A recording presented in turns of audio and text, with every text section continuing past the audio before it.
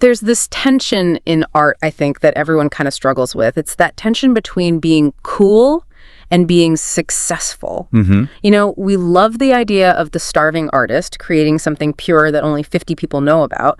But the second that art gets big, the second it's in a stadium or a Super Bowl ad, we get suspicious. We start to use words like sellout. It's the classic, I like their old stuff thing. As soon as your mom knows about the band, it's over for the cool kids. Yeah. It's almost like a defense mechanism. That's it, exactly. And today we're looking at maybe the most dramatic example of this in modern music.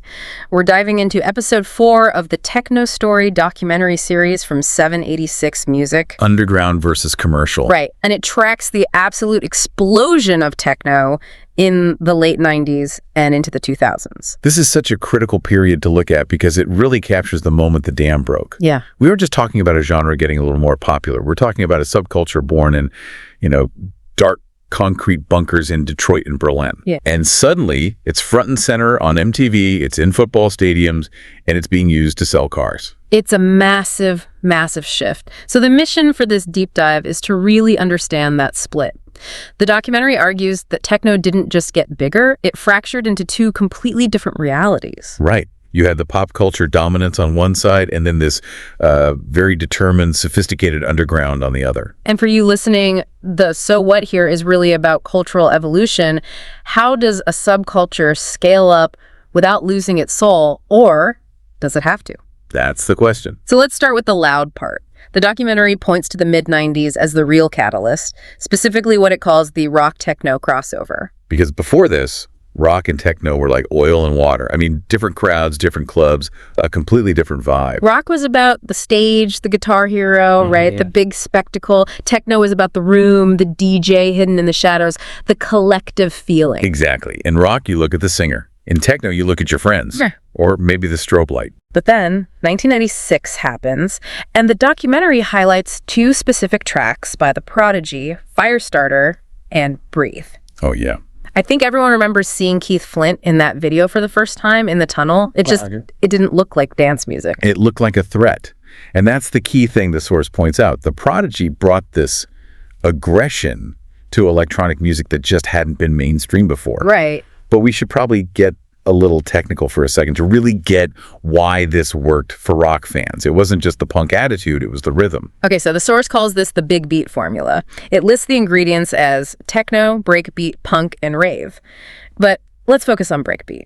For someone who doesn't make music, what's the actual difference? So most house and techno is built on what's called a 4-on-the-floor kick drum. Boom, boom, boom, boom. It's a very steady mechanical pulse. Hypnotic? It is hypnotic, but Yeah. to a rock fan's ear, it can sound a bit robotic. Yeah. Big beat. And the Prodigy especially, they use break beats instead.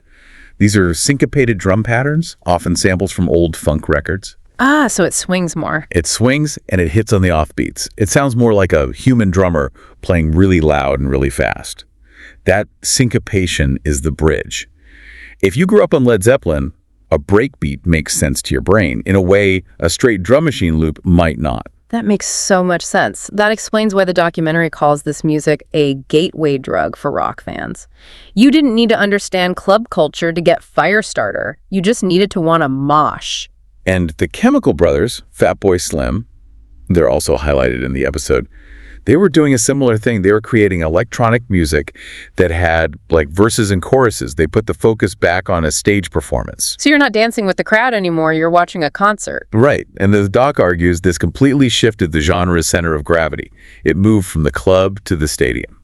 Which brings us to the next phase. If the Prodigy brought techno to the mosh pit, the next artist brought it to the shopping mall. We have to talk about Moby. The commercial peak. This is where the tension really starts to build. I knew Moby's album Play was huge in '99. I remember it being everywhere.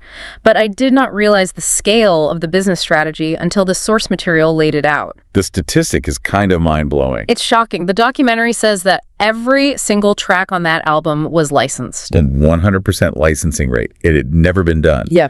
Not for movies, TV shows, and especially not for commercials. Porcelain. Natural blues. You couldn't buy a coffee or turn on a TV without hearing those piano chords. It was completely ubiquitous. And this is where the documentary asks a really uncomfortable question. Did Moby help techno or did he hurt it? Okay. Because on one hand, The help argument is pretty strong. He legitimized it. He proved to the big record labels that you could sell millions of electronic records without a lead singer or a guitar. He made it safe. But that word safe, that's the whole problem, isn't it? That's where the hurt argument comes in. The purists that are featured in the documentary, they seem to really resent this whole era. Well, yeah, because it strips the music of its context. When you hear a track in a car commercial, it's not counterculture anymore, it's wallpaper. It's just a tool to sell a product. So the argument is that Moby took this sound of rebellion and community and just turned it into background noise for capitalism. Exactly. It's the saturation point. When something is everywhere, it loses its edge. Moby made techno that was okay for a dinner party. And for the people who built this scene in warehouses, I mean, dinner party music is probably the worst insult you could imagine. So we've got the aggressive crossover with Big Beat and the commercial saturation with Moby. But the documentary gives us a third path, which I thought was really interesting, that holds up Underworld as the band that somehow threaded the needle. Underworld is the anomaly. They got huge. We're talking global hits. But the source says they kept their credibility in a way Moby, for example, just didn't. And the track is Born Slippy. Of course. From the film Trainspotting. Logger, logger, logger. It is an absolute anthem. But the documentary uses the word euphoric to describe their sound. What makes that different from just being pop? Euphoric in this context is more about the emotional journey of the track. If you listen to Born Slippy or another one they mentioned, Res, they're long. They're progressive. They build tension over, 6, 7, 8 minutes. Right. They don't have a simple verse-chorus structure. Not at all. Moby's tracks on Play were basically pop songs. Yeah. 3 minutes and out. Underworld kept that techno structure, the long hypnotic build, but they just made the sounds massive, stadium-sized. So they didn't dumb down the arrangement to fit on the radio. No, they forced the radio to play a 9-minute weird stream of consciousness epic. Born Slippy is not a normal pop song. It's a strange piece of art that just happened to catch a huge cultural wave. The source calls it stadium-sized techno. It feels like they proved you could play to 50,000 people without either turning into a punk band like the Prodigy or a jingle writer like Moby. They kept the vibe of the underground, that repetition, that trance-like state, but just scaled up the production. They respected the audience's intelligence, really. Okay, so while all of this is happening on MTV and in stadiums, the documentary pivots, and this is so crucial because if you just looked at the charts, you'd think the underground was dead. But the source says the exact opposite happened. The underground didn't die. It went deeper. This is the resistance. And historically, this always happens. When a movement goes mainstream, the core members pivot hard in the other direction to, protect what they have. The episode takes us on a little tour of what it calls the meccas of techno during this time, the places that kept the flame alive. It lists Berlin, Detroit, and Amsterdam. Specifically Berghain in Berlin, which is legendary, the Movement Festival in Detroit, going back to the roots, and Awakenings in Amsterdam. I want to talk about the sound of this resistance, because if the mainstream sound was big beat, loud, fast, samples everywhere, the underground went in a totally different direction. It became minimal techno. Minimal is the absolute antithesis of big beat. It's a direct reaction against all that noise. So how do you define minimal for us? Is it just quiet music? It's not quiet in volume. We still play it incredibly loud in clubs, but it's quiet in density. It's the art of subtraction. Big beat is about throwing everything you have into the mix. Minimal is about taking things away until you only have the absolute skeleton of the groove left. The documentary points to Richie Houghton and his label Minahus as being like the titans of this sound. Houghton is the perfect example. His music from this era was so clicky, digital, precise. It almost sounded like computers talking to each other. It wasn't trying to sound like rock music. It was doubling down on being synthetic. And it mentions labels like Compact from Cologne and Perlon. The doc describes this music as being for heads, not masses. Which is a polite way of saying it requires a lot of patience. Yeah. You can't listen to a Richie Houghton track for 30 seconds and get it in the same way you can with Moby. You have to listen for 10 minutes just to hear the subtle changes. It's sophisticated. It demands your attention. That feels like a deliberate barrier to entry. Almost like saying, if you don't have the attention span for this, you don't belong here. It was a filter. The underground created a sound that was intentionally hard for the mainstream to co-opt. You can't really put a minimal track in a car commercial because nothing happens in the way an advertiser needs it to. It protected the culture by making it inaccessible. So we've got this complete split. The commercial world is cashing in, and the underground is building a fortress of minimalism. But the fuel for all of this, we can't ignore it, is money. The section on the business of techno had some eye-watering numbers. Yeah, the industrialization of the rave. The source mentions top DJs in this era started earning upwards of $50,000 for a single set. 50 grand to show up and play records for 2 hours. And that number, it changes the psychology of the entire scene. How so? Well, when you're paying a DJ $50,000, you're not paying for an artist to take risks and experiment. You're paying for a guaranteed result. You need them to fill the floor, sell drinks, and make sure everyone has a quote-unquote good time. So it kills risk. It kills risk. And the documentary points out that all this money just attracted a flood of new people. Equipment companies started making gear specifically for techno producers.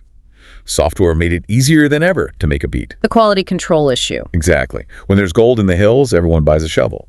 The barrier to entry to make music dropped to nothing, but the financial incentive shot through the roof. The market was completely flooded. The source uses the phrase sifting through. It just became harder to find the gems because the sheer volume of new releases was overwhelming. It's the paradox of choice. In the early 90s, if you found a techno record, it was probably pretty good because it was so hard to make and press to vinyl. By the mid-2000s, anyone with a laptop could release a track. So the curator, the good record label, the trusted DJ became even more important. You needed a guide to cut through all that noise. Yeah, you did. So if we look back at this whole era, this whole deep dive, we see this really clear cycle. You start in the underground, then there's the explosion, the Prodigy kicks the door down, Moby sells off the furniture, Underworld tries to renovate the place. And in response, the purists retreat to the basement with Richie Houghton to build their fortress of minimalism. That's it. It just proved that techno isn't one thing. It's a whole spectrum.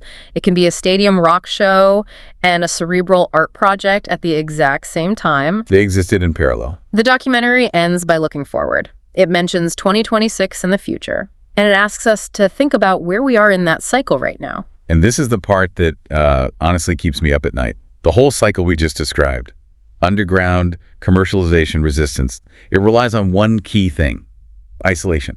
It relies on the underground being able to hide and incubate an idea. Right. You need that secret phase to develop the sound before it gets out. But look at the world we live in now. We are in the era of the algorithm. TikTok, Spotify, Instagram. If a cool new sound pops up in a basement in Berlin tonight and one person films it, it's on 1 million phones by tomorrow morning. And the algorithm starts pushing it to people who might also like this. Instantly. The gap between underground secret and viral trend has collapsed to basically zero. There's no incubation period. Everything becomes content the second it's created. So the provocative thought here is it even possible to have a true underground anymore? Can a counterculture even exist when the entire machine of surveillance capitalism is designed to find cool things and monetize them in real time? That is a terrifying thought. Maybe the next form of resistance isn't a sound. Maybe the next resistance is just not recording it. Disconnecting might be the only punk move left. It might be. Wow. We're going to leave you with that little existential crisis for this deep dive. A pleasure, as always, to explore the noise. And remember, whether you're in a stadium, a basement, or just scrolling, the source gives us one final rule to live by. The vibe is the only rule. Thanks for listening.